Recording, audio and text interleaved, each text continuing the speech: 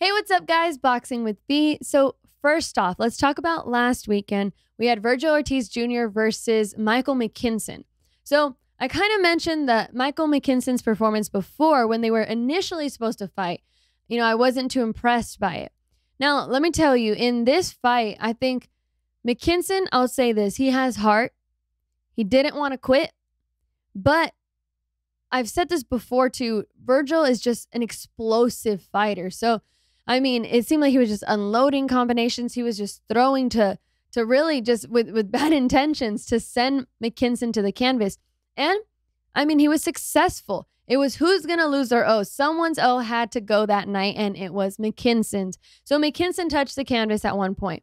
Gets back up, continues. But he seems to come back out, and then something happens with his leg. I think it was in the 9th round. Something happened to his leg. He went down, and his dad jumped in and threw in the towel. Credit to his dad for throwing in the towel, because a lot of the times you'll see, trainers that might think, push him another round. He has what it takes. Don't stop the fight. And that's usually the case. Most of the time it's the case when it's dad, father, son, trainer, boxer, that kind of relationship, because, the dad doesn't want to see, I would assume, the dad doesn't want to see the kid quit.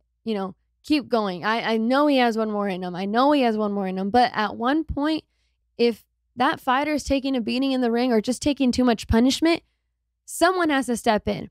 And I'm just going to do one quick flashback. But that fight that reminds me of is when Gabriel Rosado fought against Triple G. Credit to Gabriel Rosado for taking the Triple G fight when no one wanted to fight Triple G at that time. He stepped in there, was bloodied up.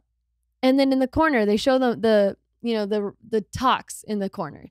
And the trainer says, I got to stop the fight. And Rosado's dad was in the corner and he didn't want to stop the fight. And he literally says, Gino, if I don't stop this fight, your son's going to die in the ring.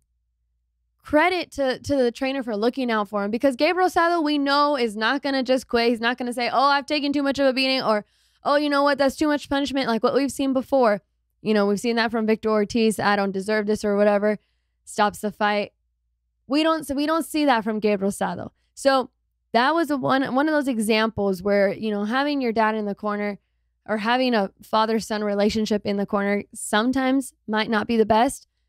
Thankfully, in this Mckinson fight, I don't think it was too bad, but Mckinson was losing and Vergil was exploding, landing those combinations, landing big shots on Mckinson. Mckinson was getting better at moving around, maneuvering, I don't know, just showing better defense. But at the same time, he already took some big shots.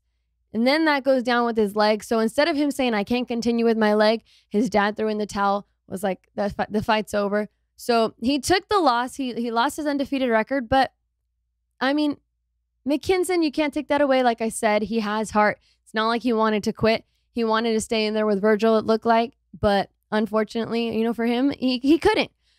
Overall, I think it was a good matchup. I think Mckinson did better than I expected and lasted longer than most expected. But again, it was a good fight. We'll see what's next for Vergil. But the name that is now being tied to Vergil, at least by all the boxing fans, is Jaron Ennis, Boots Ennis. Who do you guys think? Everybody keeps asking me, who do you got with those two? It would be an explosive fight. They're both young. They're both, undefeated. Having them in the ring would just be one of those mega fights. Even if there's no title on the line, it's a mega fight.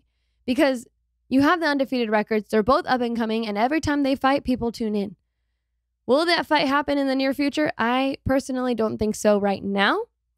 But if that fight did happen, let me know what you guys think below. Who do you guys think would have the edge right now? Vergil Ortiz or Boots Ennis? Let me know.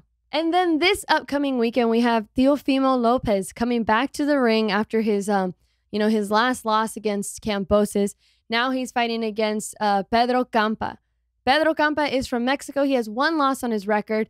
It should be a good fight. Teofimo always puts on a good fight. So be sure to tune into that one. And one that I'm excited to see that's going to be on the undercard is Xander Zayas. That will be, I think if you're going to keep an eye on someone, you know, track him down, see how his career unfolds, I would keep an eye on Xander Zayas from Puerto Rico.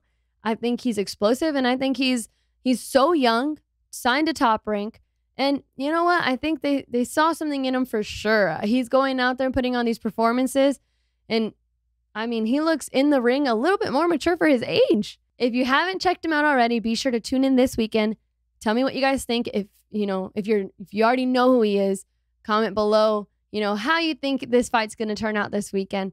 But other than that, be sure to hit that subscribe button while you're here. Hit the like button as well. And to all the new subscribers, thanks for tuning in. Thank you for subscribing. And everyone that's been with me, thank you guys for continuing to support Boxing with B. Fight. Breaking news. This is the guy that's going to give him the biggest fight. And then guess what? Fight.